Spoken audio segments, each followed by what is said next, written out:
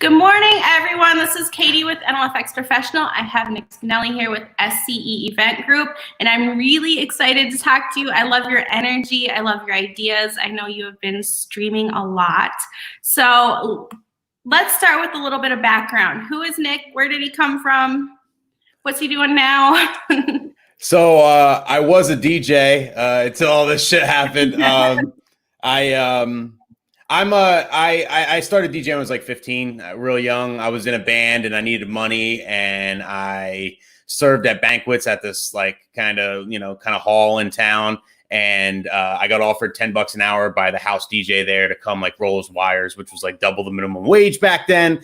And that's how I got into the business. I did it for the money, and then because it was good. It was great money, and then the band broke up, and I kind of fell in love with DJing and doing that thing, and I've been doing it ever since. I did my first wedding by myself when I was 17, and been at it ever since. I went full time when I was 24, like without any other job, and just been trying to just like all of us, just grind it out. It's always a grind. Perfect. So Nick, I'm seeing you a lot on social media right now. Tell me some things that you're doing, virtual, that sort of stuff. And then tell me where you're at with your state opening up and allowing weddings and whatnot and events. So, ever since this started, I've been trying to just like kind of double down on all my content and everything. I've always been like a big believer in, social media and, using that not only to, build a brand and like gain business, but also to, help out other DJs and stuff. I started a tip channel. I started making videos a couple of years ago, and I officially started my own YouTube channel like 9 months ago. I launched it, and I've been doing a bunch of videos on there, and it's been, the sport's been great and whatnot. Ever since this thing started, I've been double down on that. And then I also recently hopped on the Twitch bandwagon because Facebook pissed me right off for the last time. And I started a Twitch, and I figured it would be a good idea to kind of, make a schedule and stuff and keep myself like on point. Cause like if I have a schedule, I'll stick to it. But if I don't have a schedule, I'll tell myself I'm going to do something, but I'm not going to do it. I'm one of those people. So like I made a schedule recently, and basically I'm going to be streaming DJ sets 3 times a week, Wednesday, Friday, Sunday. I'm going to be streaming, Call of Duty 3 times a week. Cause why not, the same days. And I think it's fun. It's cool. It's making me have to think of new sets, think of new ideas. Cause I don't want to play the same stuff, and really kind of like think outside the box and like grow as a DJ, so I kind of, I think that, your personality, how you are, try and like do things to kind of make you become better through this, like I'm a procrastinator. I'm not going to do shit unless I schedule it. So I made myself a schedule, I'm going to stick to the schedule. That's going to force me to have to practice, to have to work on different routines, to have to do different things, and that's really, kind of working for me in that way. As far as New Jersey, we're, the sky's falling. It's a terrible situation here. It's terrible. The Governor Murphy is comparing this pandemic to 9/11 and says that things are going to look a lot different afterwards. There's going to be a new normal. He said just like you got to take off your shoes when you go to the airport, same way. It's going to be different now. Afterwards, they're going to be new. Everyone's going to be in plastic for the rest of their life. I don't know. I don't know what he's doing. He's calling for a vaccine before, or a vaccine or some kind of treatment, like really good treatment, like widespread treatment before we can go back to work. But I'm hoping, I'm hoping it doesn't take that long because, it could be really, really long. So we'll see. If not, DJs, if you're watching this, you need a DJ in any state. I'll fly out. I'll be on the next thing smoking. I'll crush your event and I'll come home. That's it. I'm not handing out no card. You won't even know. You could call me Bob. Just call me Bob. Say, listen, I got this DJ Bob. He'll be great. They don't even need to know who I am. I'll show up. I'll say I'm Bob from ABC Entertainment and I got you. That's it. I just miss DJing at the end of the day. And that's why I started streaming too. I mean, it's better than nothing. I'm hitting up local restaurants, like offering to like stream for free or to DJ for free if when they have like because they have outdoor bars and stuff, just so I can get out there and just DJ. Like I don't even care about the money. I miss DJing. It's my favorite thing in the world, you know. So are you using that then as an opportunity to also market yourself to the bars and stuff in town? Yeah, I mean, you know, yeah, I'm trying, you know, I mean, I usually don't really, you know, try and go to any of the bars in town or whatever, but like, I just miss DJing in general, you know, and why not, like, you know, kind of craft the relationship from that. You know, they're hurting for money. I'm not going to ask them for money. I told them, you know, I'll come out, I'll DJ for free. Just let me DJ, you know, set a vibe, whatever. And I can get content out of it. I can vlog it, you know, hey, you know, and at least I'm out of the house, you know, and it allows me to get more content for my pages and stuff and kind of all work that way. So I'm just trying to think outside the box, just like all of us, you know. Luckily, a lot of our industry is going back soon. Some are already back. I know like Texas has weddings this weekend. I know like the Dakotas are back. I know, you know, a lot of states are going back. And a lot of states aren't. So like we just kind of have to, you know, the New Jerseyans, the Pennsylvanians, the New Yorkers or whatever, the Californians, bruh, like all those people, like everybody has to think outside the box and kind of reinvent themselves right now. You know, it's a tough thing. Put a question on the screen for you from Jeff. Can you see the questions on your side or no? Oh yeah. How does Nick get his hair to stay up like that? Clay, the driest of clays. Okay. And not the clay you get on the side of like a mountain or whatever. It comes in like these little tubes, not a tube. It's like a tub. It's like a tub. And it's like, it's hard to even scoop. Like if you had if my nails were too long, it gets like stuck under the nails. It's a real pain in the ass. So I can only do it when my nails are shorter. So I have to make sure my nails are short, and you got to like scoop it out, and then you got to like rub it real hard like this. Right. And once it gets like hot, you know, when you rub your hands, then you apply it to the hair, and then all of a sudden, fucking boom, you're from Jersey. I like it. That's technical too. That's a technical. Yes. Boom. Just boom. Boom. It's like that. So Nick, tell me, what gear are you using to stream? Because I know a lot of people are getting into streaming. And if you had to start somewhere and give these DJs advice on where the items to get, what would you say? So definitely get a streaming platform. They're super easy to use. You know, I think all of this kind of seems intimidating, but when you know, dive into it, it's actually really intuitive. Like it's not that hard to learn at all. I use Ecamm Live. I think it's a great program. It's like $25 a month. You can do anything with it. We're streaming on StreamYard right now. Another great program. I know a lot of people that use OBS, but definitely grab a streaming platform. The next thing is a mixer. For us DJs, I think sound is paramount. Like sound is more important than video. You know what I mean? You can use your cell phone to stream for the time being if you don't have a camera, if you're not trying to like invest in that side of it. But I think sound is like more important than anything.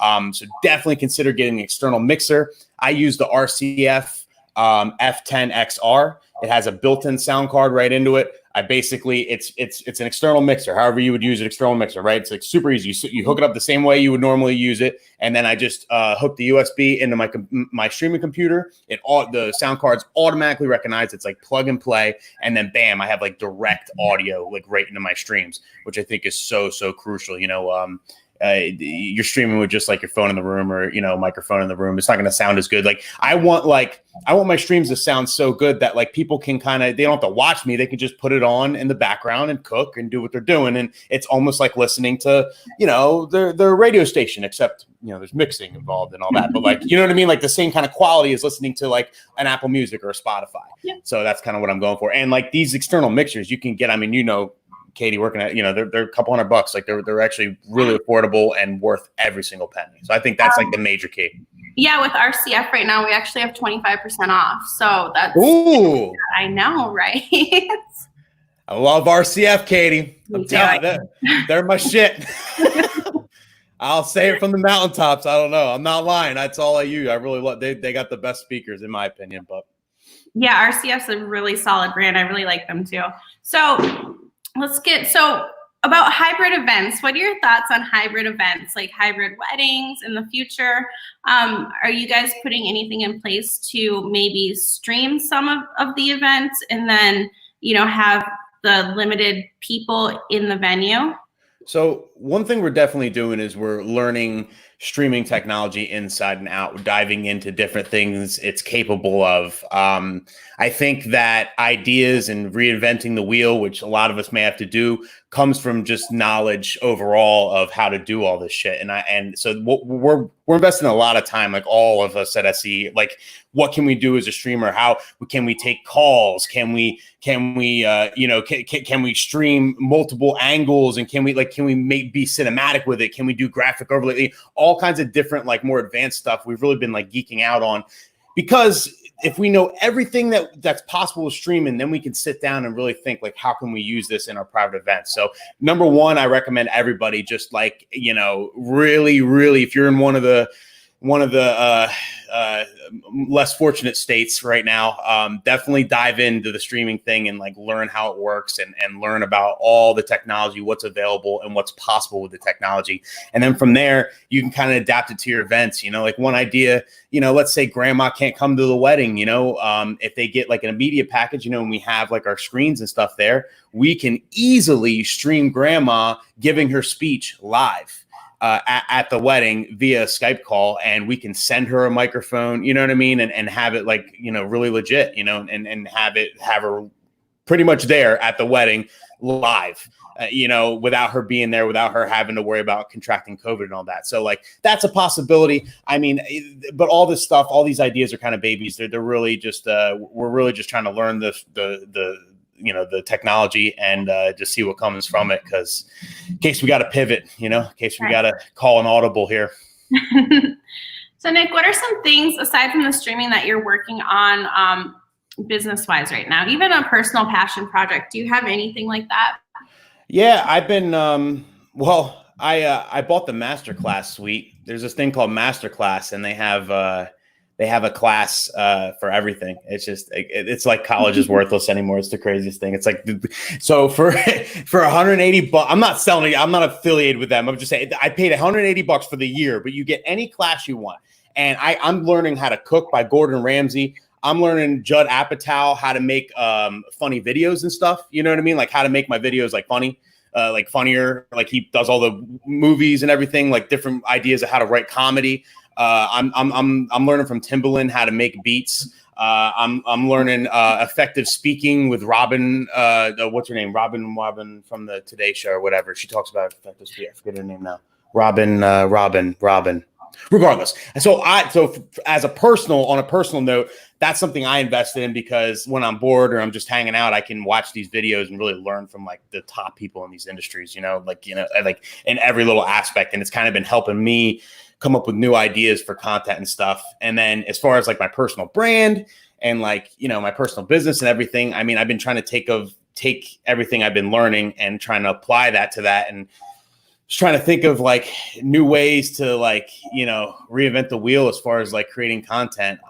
A big thing I've been struggling with, to be honest, as far as my YouTube page and stuff, is like a lot of the topics I want to talk about, or a lot of ideas I've had, just written down, like I got to make a video on this, doesn't really apply, I feel like, because a lot of us aren't working, so as we go back to work, then like it'll open up more content for me as well. So I've been really trying to think outside the box. Like I want to do a whole video on proms and Sweet 16s, but that's a sore subject right now. Nobody's really doing prom. You know what I mean? So it's like there's a lot of things, kind of in limbo. So I've been just trying to reinvent the wheel any way I can, just trying to learn. That's it. So Howie says, check your stream, Nick. You're out of sync, and the video seems to be capturing every other frame. Every other frame? Yeah. Hold on. We'll bring it down to basic cable and see if that does better with StreamYard. Hold on. And then Jeff says he's doing a prom in Denver next weekend. Good for you, Jeff. That's awesome. A lot of people want to be you, I'm sure. You need a DJ, Jeff? Right. Hit me up. Here, I'll tell you what. We'll try this then. This is my first time using this technology with StreamYard. How about this? This should be more on point, I think. Yeah. And then we'll stream here. StreamYard later last week, and I really like it because I can control the graphics on the back end. Yeah. So And Mitch Taylor gave me the idea to use StreamYard. So far, I'm really liking it. And yes, that seems like it's better. There we go. Yeah, I used it. I used it one other time with Films by Jay. We did a stream fest, like a whole DJ thing. It was like a great time. I thought it worked really cool. That was the only time I really used it. So, but yeah, see, it's all little things you have to learn with streaming. It depends on what platform you use and how you have to hook it up. There's certain plugins you have to do to make certain things work with certain things, you know. And these are all the bugs I'm trying to work out ahead of time. So if I have to apply this stuff to my events, you know, this doesn't happen live at an event. Obviously, grandma, you know, I love you so much, and you can't even hear what she's saying. Is no. Could you imagine? It's like your mic like cutting out at an event, you know, and you want to punch Shore in the face, you know, that sort of thing. Like that. It's the same thing. It could happen with this new technology. So that's what we're literally like geeking out, trying to try stuff out, see what works, see what doesn't work, and all that stuff. So just so people know, what exactly did you change to make it? Because you were streaming OBS, is that right? I was streaming through Ecamm Live. So I just switched. So I assumed that my camera plugin, if my camera was bugging, that means the plugin for Ecamm Live wasn't working well with StreamYard. So I switched off of my main camera from Ecamm Live just to my FaceTime, my regular webcam, like built into my MacBook here. Okay. So I'm still using like a USB mic and everything, which should be like plug and play, no problem. But the camera is what like can be, you know, when you're using the DSLRs and stuff with this. Yeah. So if you were to, how many cameras do you use when you're streaming? Right now, one. I mean, I have the option to do couple different ones, but I haven't found like the right angles or the options to do it yet. Like I'm really experimenting. I'm really honestly watching a lot of the DJs, seeing what they're doing, like looking for ideas, looking for inspiration. Like I am not, my live stream DJ set is like a total baby right now. I am not where I want to be in any way, shape, or form. Like as far as production, as far as like graphics, everything, I'm really trying to like figure all that out right now and see what the best options are, you know, even down to putting a camera above, like an overhead camera, so you can see what I'm doing on the turntables. You'd be surprised, Katie. That's a task. That's a pain in the ass. That you need a whole. It's got to be 6 feet in the air to catch it, right? So like I'm trying to figure out. I'm considering bringing in one of my like trussing in here and doing it off of that. But then where do I put the truss? So like I'm trying to figure everything out like as I kind of go along. I just redid my whole office. I did a whole big record wall in here and everything. So you know it's slowly kind of like coming together. You know I'm putting it all together for the long haul because I feel like I'm going to be streaming for a minute. I have an idea for you on the camera. So do you know the gravity stands with the flat base and the pole that goes up to 8 feet? One of those.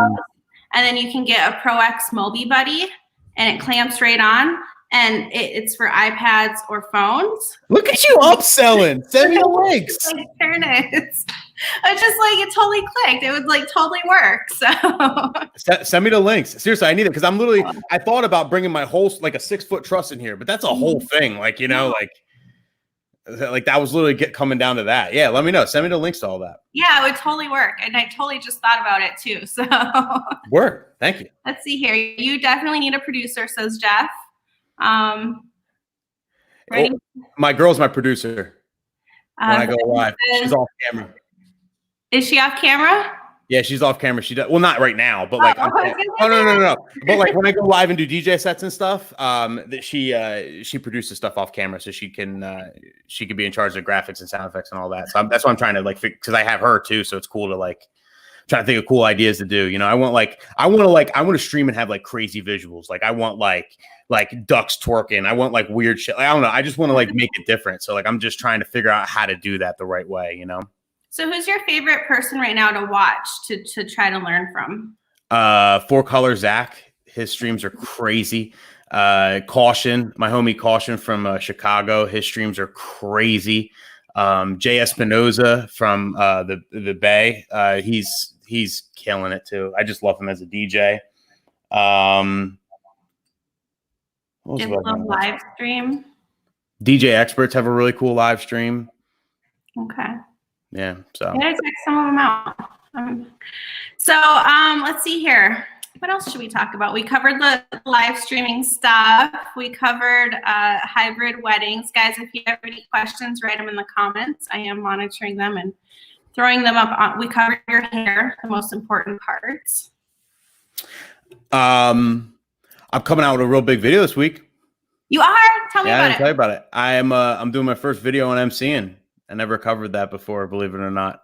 Okay. All these years I never did MCing that one time, and I've been so many people, come on, man, do a video on MC, doing a video on MCing, and I never did it because I feel like, you know, everybody talks about that. So like, just like, you know, what you know, but I decided I was going to do it, and I've spent the last 3 weeks actually behind the scenes working on this video, because once I started thinking about it and really writing down ideas, like when I start to do a video, when I get an idea for a video, I get my little iPad out and I have my notepad, and I just start jotting shit down, you know, and I just jot shit down, and then I expand on that. Then I try and put it in an order where it makes sense. And then, then I bullet point it, and then I figure out. So then when I go and I start yelling at my camera and recording, you know what I mean? I'm like, all right, I look at the bullet point. I'm going to talk about this bullet point. Bam. And I just start yelling at the camera. And then when I'm done yelling at the camera about that bullet point, I go to the next bullet point. I go, you know what I mean? When I developed the whole MC video over the last 3 weeks, I actually realized that it's a lot, like there's a lot more little nuggets and things that like I feel like a lot of people would learn from than I thought on top of my head. To me, I was just like, well, I just MC, like, what's the big deal? But when I really like wrote it all out, I'm really excited about this. It's coming out like fantastic. So my literally how to MC is going to be on Thursday. It's great for, you know, people that are starting out that, you know, aren't really a little intimidated by MCing and stuff. They're really good DJs, but they're not really like, you know, not like super good MCs yet. They're kind of like, you know, it's not their thing or whatever, but they're trying to learn. It's also good for if you've been MCing for a while. There's a lot of nuggets in there that I've learned over the years, or that I've learned by trial and error, that I think could help out everybody. So I'm doing that. And then I'm also, I put together an entire kind of product thing. It's a full script and everything. If you're just starting out as an MC, just like to kind of help you out as a basis. When I started MCing, I guess it's kind of like, it's going to be in the video, but when I started MCing, I was scared shitless. Okay. I had no confidence. I was petrified. I could barely, I remember the first time I pressed play on a song, it was Lose Control by Missy Elliott, 2003 at a middle school dance. And my finger was shaking, just pressing play. Music make you lose control. Shit. Like, oh my God, I don't want to mess it up. Like, I was scared to DJ, let alone like to MC. Right. So, when I first started MCing, I got comfort in learning a script first, you know, before I could go off script, before I could just go off the top of my head, like I'm doing right now, or like I do in front of a crowd. You know, I found a lot of comfort in just memorizing a script, inserting the bride and groom's names, and then kind of going with that until the jitters go away, until like you've done 15 weddings in front of people, 20 weddings, 100 weddings in front of people. And it's just like, now it's just, I don't give a shit no more. I'll say whatever the hell I want, you know what I mean? And that really helped me, you know, break all the jitters, break all the stage fright and all that. And then, you know, I'm creating a program where you start with a script, but then eventually you get off the script, and then you get to a point where you're a true professional, where like, you know what you want to say, but you can quickly go off script. You can quickly point out your surroundings, engage the crowd. Every introductions are different for me. You know what I mean? I never say the same things in introductions. I literally go out there. What's going on? How you doing? Oh, she's drinking a martini over here. What's up? You know, and I literally just do whatever's on top of my head, and then just engage the crowd. And like, you know, I want to help people get to that too. And I know I'm kind of in between, like, as far as like people I'm friends with and people I know. Like, I know a lot of wedding DJs, right? But I also know a lot of club guys. And that's a big thing on the club side that a lot of club guys, don't do. Like, most club guys, they'll do weddings and they'll crush a wedding. They're great DJs, but they don't MC. They end up paying an MC to come out with them. You know, maybe the MC's not a great fit, whatever. They have MCs that work with them, but why not do it yourself? You know, if you want to jump into the wedding game, you know, and crush weddings, that's obviously the biggest part of it. So I think everything I'm doing with this video and with my product as well will help these DJs kind of break into that and really, break the walls down and learn. And there's a lot of, I mean, as you know, there's a lot of details to go into it. So when I wrote it all out, I was like, holy shit, this is like huge. So. It is. And like, so that video is coming on Thursday. Yep. Where can people find it? YouTube.com/Nick Spinelli, or NickSpinelli.com goes right to my YouTube, NickSpinelli.com. So yeah. Perfect. Yep. So it looks like we just have comments, not many questions, just comments. Looks like maybe I'm choppy now, but I think that might be my internet connection because I live in the woods. You look good on my end. Okay. Looks like you got some free roadies over here too from Lance. Let's go. Freddie says he stayed on script until he developed a routine and got comfortable. Ken says he still gets the jitters sometimes, but I bet those go away right away, don't they? You've been doing this a while, haven't you, Ken? Yeah. Let's see. Oh, Jeff also says he really likes your video, salesman versus great performer. Do you want to touch on that just a little bit? Thanks, man. Yeah, Nick, you're going to have him on your show tomorrow. Nick from Promo Only. He posted a thing because the DJ company said, don't hire a salesman, hire a DJ. And I was like, man, that's a great point. That's something to talk about. I just think that, there's a lot of different ways to do it, so there's no right or wrong way per se. I have very strong opinions, and when I yell at the camera, may seem I'm one, I see all sides. It's really cool. And I could care less, it is what it is, but I have strong opinions, and my personal opinion on that subject really is that, like, the sales is important and it's always important, but like, without having the skills on this end, you know what I mean? Like, without truly, like, I think there's a lot of DJs, that have successful companies that like are really good at sales and really good at branding, but when it comes down to the actual events, they can't throw down. And they're really like just mediocre or below average as a DJ. And, you'll see that they just kind of plateau. They'll just charge this much. They'll get by. They'll be successful, but they'll never get to the high end market. They'll never get to, the super big weddings or the big money events, things like that. Like I'm the type of person, I always just kind of want to go up. I want to do the best I want to be the best in the business one day. Like, I just want to be, you know what I mean? So I think you can't do that without skills. You can't do that without practicing. You can't do that without really focusing on that. And if you look, anytime I look and I'm comparing two things, if I'm comparing sales to skills, I look at which one can stand on its own, and sales can't. Like, sales, you can stand on your own, but you're never gonna go anywhere. You're gonna be a super cheap DJ, and you're gonna, wham bam, thank you, ma'am. You're gonna do a gig, and you're never gonna get a referral. That's it. You know what I mean? Whereas if you're a really good DJ, but you're not good at sales, you'll sell yourself as people see you at events. And you could put your skills out there on the internet to kind of help you sell. So I think skills are 100% more important. I just talked about that.